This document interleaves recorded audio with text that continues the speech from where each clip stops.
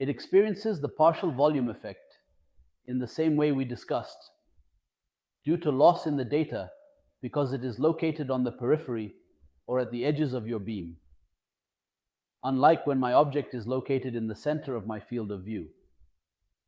This allows me to collect data from different angles, resulting in accurate data, so the image can appear without artifacts or the partial volume effect. This is called the cone beam effect. The universe is fine, and this is obviously because of the algorithm, or they also created an algorithm that improves this story. This story improves it. It improves it by addressing the problems that appear with the image. Now it can also be about artificial intelligence. It addresses many of these problems, particularly issues with images. What it does now is take, for example, an image and add noise to it using image processing techniques. It increases the noise and then uses artificial intelligence to revert the image to its original state. Today, it can tell you that you can work with a low-dose protocol, for instance, in a CT scan, where you can give a very low dose and find that with artificial intelligence, the image has been processed well and the artifacts are no longer present. This is because it started using artifacts in image processing or image deconstruction to solve many of the existing artifact problems. There were also issues with data, as you need a lot of cases.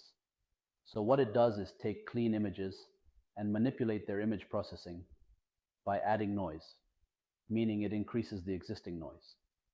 This way, it has a lot of data with noise, and it doesn't need to take a patient and expose them to a low dose just to generate noise.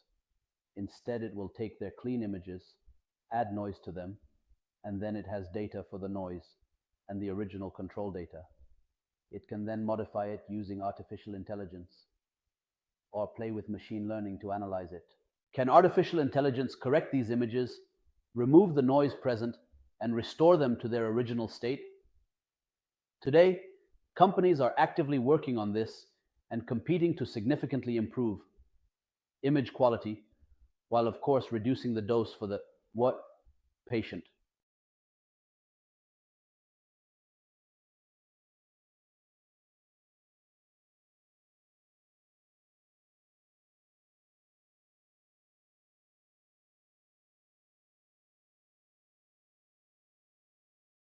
I have a doctor. So the topic of dose is, of course, in the FRC. It's about 2 or 3 pages long. I won't explain all of this, but I just want to have the data so that you can follow along with me. Does anyone here have any background on the idea of dose calculation for the patient? If a patient comes to me today, I want to know if this patient received a high dose or a low dose. What are the things you might look at in your CT scan? The kilovolts and milliamperes do not reflect the dose. These are factors that affect the dose, but if I want to calculate the patient's dose, how do I do that?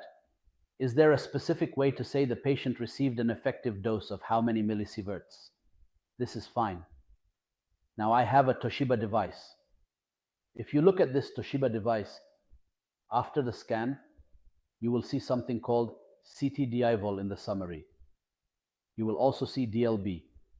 And during the examination, parameters like CT-DI-vol and DLB are displayed. Here is CT-DI-vol, and here is DLB while I am conducting my scan. I input the key, set the milliampere, and adjust my parameters. So, what is CT-DI-vol and what is DLB? Let's take it easy. When they think about calculating the dose for humans, they will consider these parameters. The first thing he thought about was what to do. He said, I have an X-ray, here is the detector, and here is the dose. For me, the shape of the dose or the dose profile looks like this. The center area has the highest dose, while the areas on the edges are considered part of the scatter. So this shape will appear. All right, this is the concept of the dose. Now, he said, we want to calculate this dose, so what do? He said, we take a human body and represent it with a phantom. This phantom has water in it, and we place something called an ionization chamber inside the phantom. The ionization chamber measures the dose inside the phantom at specific locations. Here is the phantom. It has holes in the middle, top, bottom, left, and right, where the ionization chamber can be inserted. What is the ionization chamber? It is this chamber filled with gas. When radiation hits the gas, it causes ionization, giving you an electrical signal that indicates the radiation dose or exposure that occurred in that area. Is that clear? Since I want to calculate the dose accurately, you said to measure at the center, at the top and bottom, and at the right and left, meaning you measure in all these places. Okay? After that, I have calculated my dose. Then you said I haven't finished yet. You need to provide a specific milliampere and all your factors, and then you start to see what the resulting dose will be. After that, you mentioned calculating something called the phantom. We measured here, here, here, and here to get the average. This average of the doses is called the CT dose index weighted. What is this average? It is 1/3 of the dose at the center plus 2/3 of the dose at the periphery, which is 1/3 of the dose at the center plus 2/3. It's as if you are taking the average or mean radiation dose within this phantom. However, I have a point to add. Consider the patient as if they were a phantom made up of a series of slices. When I measure the dose in one slice or one location, the integration or total sum of the doses across all these slices represents the dose for the patient. So if you obtain the dose in all the slices, you have then captured the dose along the chest or the length of the organ you are imaging. That's great. But there is a very important factor to consider. What is that factor? The important factor is the pitch factor. I wonder what the CT dose index weighted is that I got from my phantom. While I am taking my slices, or this slice during the helical scan, what was the value of my pitch factor? How does it make a difference? If I operate with a high pitch, will the dose increase or will the dose be high in the high pitch? This is indeed beautiful. The pitch dose is high because it is more concentrated and the table moves slowly. Therefore, the pitch factor is very important in dose calculations. The CT dose index weighted is related to the pitch, giving you something called the CTDI volume. The CT dose index volume is essentially the CTDI weighted, but takes into account the movement of the table or the speed of the table's movement. The dose is inversely proportional to the pitch. As the pitch decreases, the dose increases. Now the CTDI volume that appears in the summary is for a single slice. However, when you take the patient, you are imaging a large area like the chest, abdomen, or pelvis. So you need to multiply the CTDI volume. The length of the scan area gives a value called dose length product, DLP, which is measured in milligray per centimeter. The unit CTDI volume is milligray per milligray, and when you multiply it by centimeters, you get milligray centimeters. So, are you done? He said, no, not yet. You have calculated the dose in the scanned area, but my goal is to obtain the effective dose. Now, regarding dose density product, do you remember the definitions we discussed about equivalent dose? An absorbed dose? What is the difference between effective dose and absorbed dose? We said that effective dose takes into account the weighting factor, which is the sensitivity of the organs to radiation. Is it the same when I do a scan on the brain as when I do a scan on the chest? Is the sensitivity of the brain to radiation the same as that of the body? Is there a difference? There is a difference. So I will use the DLB value that will appear in the conversion factor to give me the effective dose, taking the DLB value.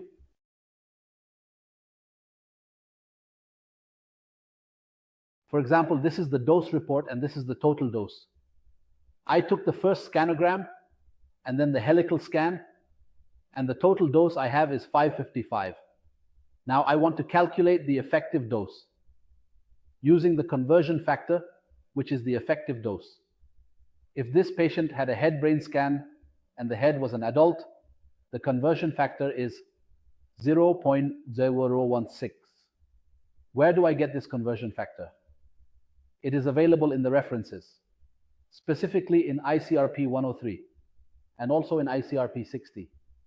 Both ICRP 60 and ICRP 103 are available and can be easily accessed in these references. ICRP 60 and ICRP 103 are available and you can easily obtain them. They are present in tables with different kilovolts for different organs like head, neck, chest, abdomen, and pelvis. When you take an X-ray, you calculate the dose by multiplying the value by the conversion factor, which gives you the dose in millisieverts. For a newborn, the conversion factor is higher than that for an adult because their sensitivity is greater. For example, the dose for children can be 4.2 millisieverts. Radiographers use the same parameters and factors for children as they do for adults. But in the case of the brain, it can lead to a disaster. The dose difference can be significant.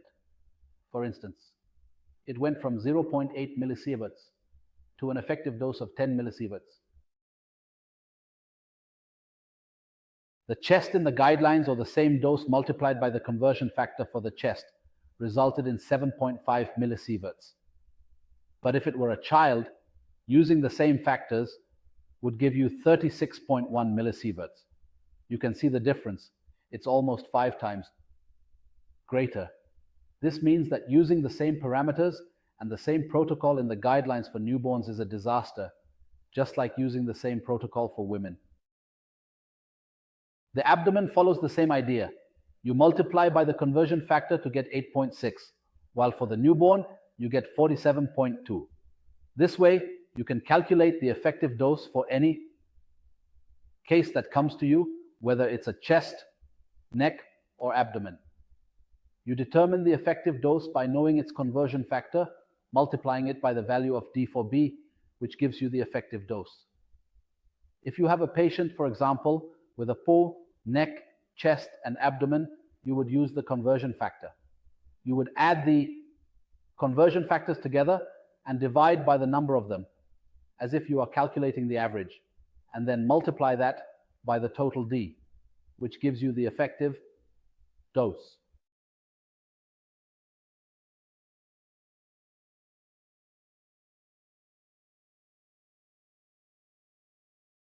The CTDI volume gives me a milligray value on its own.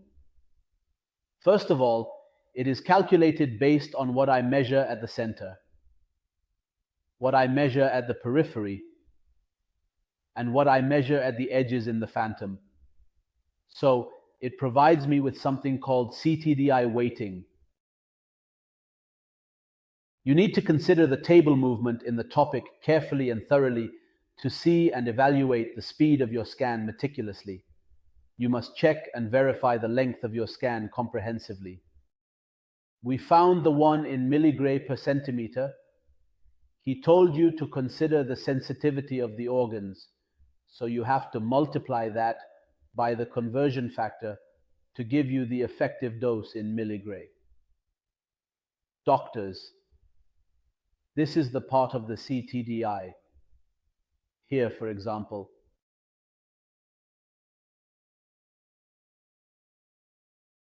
the same applies here. CTDI indicates that I measure it for a single gantry rotation, meaning you measure it for one rotation to give you the CTDI. The dose to the phantom from a single gantry rotation is affected by the distance from the X-ray tube. The further away you are, the lower the dose will be. Additionally, the collimation you are using should ideally mean that if you increase or expand it, the dose reaching that area should be lower. So, what other information is there? The expected dose reaching that area will be less concentrated, meaning it should be slightly lower.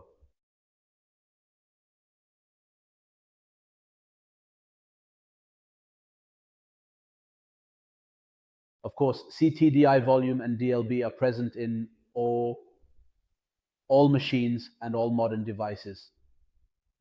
Now use something called size-specific dose estimate. If you have a thin patient and an obese patient, the value that should appear on the summary page is supposed to be the same for both. The CTDI volume is literally just one value, and this is incorrect. This is one of the drawbacks of the CTDI method that I will discuss. If you use a thin patient and a fat patient with the same factors, it should give you a CTDI volume of 20 milligray here and 20 milligray there, because you are using the same kV, the same milliampere, and the same everything. It essentially calculates these values based on the factors you set, and it was already calculated before the machines came to your location or center. As we discussed earlier, the fat patient has a lower absorbed dose than the thin patient. If we remember, when we talked about this before, we said that since the mass increased, the dose decreased. Okay?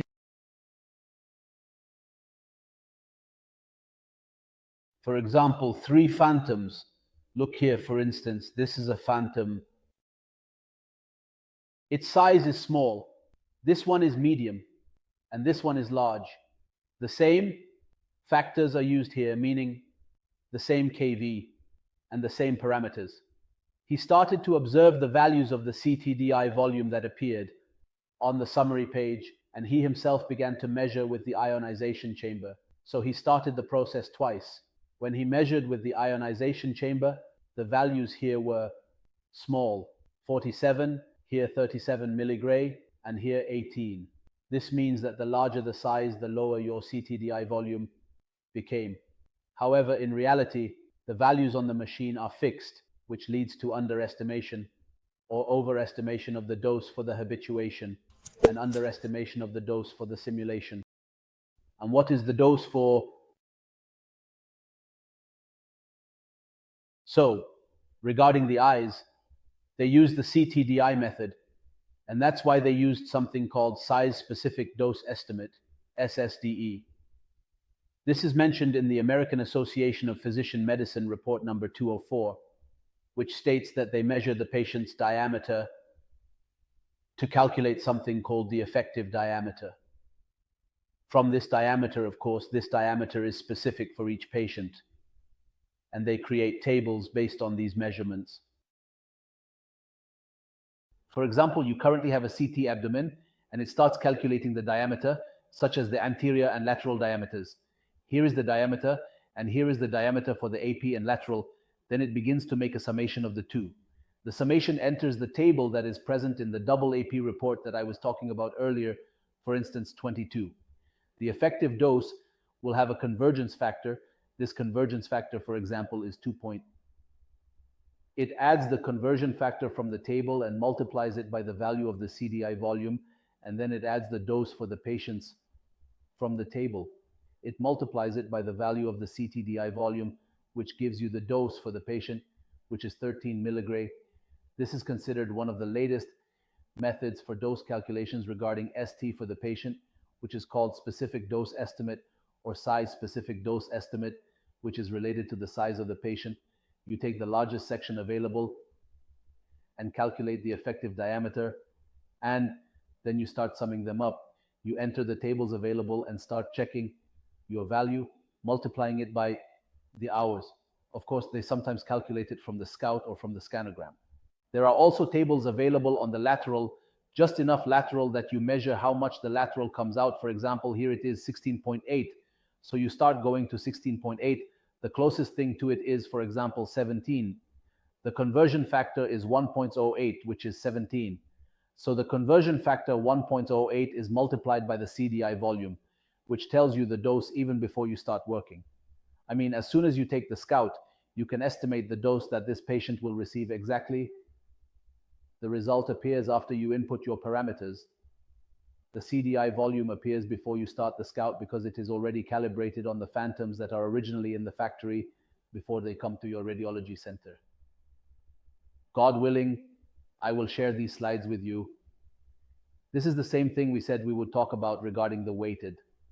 I also have here, just so you know, there are two types of phantoms.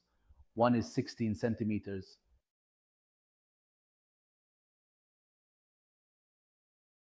This represents the head, which is the smaller one, and there is another phantom, which is the body, with a diameter of 32 centimeters.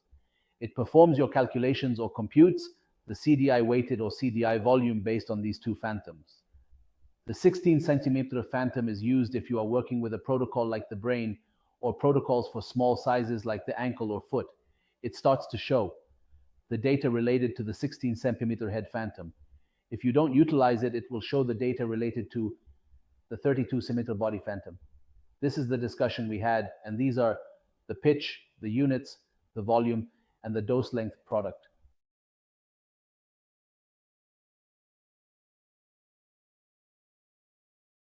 This is the equation that represents what expresses the existing concept. This is considered to represent what we obtain in our work, which expresses the compression factor, like what is already present, right? This represents the equivalent or the dose that we obtain, which is relevant to our specific work in Libya. In the CT, which is the dose that will result from your examination, and this is the WT, which is the switching factor. Here, it has a summation factor because if you have several organs or several examinations together, of course, keep in mind something very important, the KV. Remember, when we were talking about KV in X-rays and fluoroscopy, we said that if the KV increases, what happens to the dose? Does it decrease or increase? All right, why is that? First, when increasing KV in X-ray, pay attention to this area because it can confuse you in X-ray and fluoroscopy. We used to say that when KV increases, its penetration power increases, which happens in X-ray. When you increase KV, you reduce milliampere. Accordingly, you don't need a high milliampere because KV is already working with you. This all leads to an increase. In dose, not a decrease. The relationship is that dose is proportional to KV squared. So, any minimal change in KV is significant. For example, if someone is exposed to 4 milligray at 80 kV and you increase it to 100 kV, the dose becomes 4 squared, which is 16 milligray. Notice how high the increase in kV is. The increase with current is linear. For instance, if someone is exposed to 100 milliampere and receives 5 milligray, it becomes 200, which is now 10 milligray. Here, increasing the milliampere doubles the dose. A rotation time of 1 allows for a scan of 0.5 rotation time per second, which means half a second per rotation. If you set the rotation to occur every second, taking 1 rotation per second, you effectively double the dose. Instead of receiving 10 milligray, it will be 20 milligray. The pitch has an inverse relationship. Increasing the pitch reduces the dose by half. If the pitch was 0.5 and you change it to 1, you have doubled it, so your dose changes from 10 to 5 milligray. Now you have tube current, rotation time, pitch factor, and KV. Regarding KV, it can increase the dose because you are working with a high milliampere, which increases the X-ray quantity, and your milliampere is generally high, not low.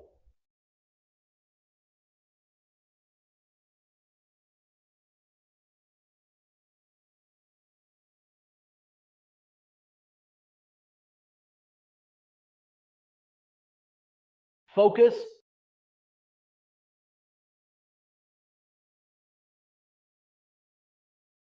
This is the gantry, mashallah, the length of Islam. This is the X-ray. The isocenter is the midpoint in the center of your field of view. I call it the isocenter, this distance. This distance. If I am imaging, you are here. Well, if you move the patient from the isocenter down below, will the dose decrease or increase? It will decrease. Because according to the inverse square law, but the dose you will receive will be less. So, the isocenter is considered the center of your field of view.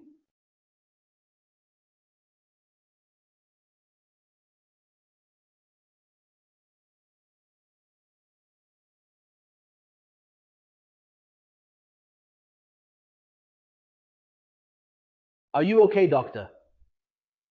Excuse me. Make it longer.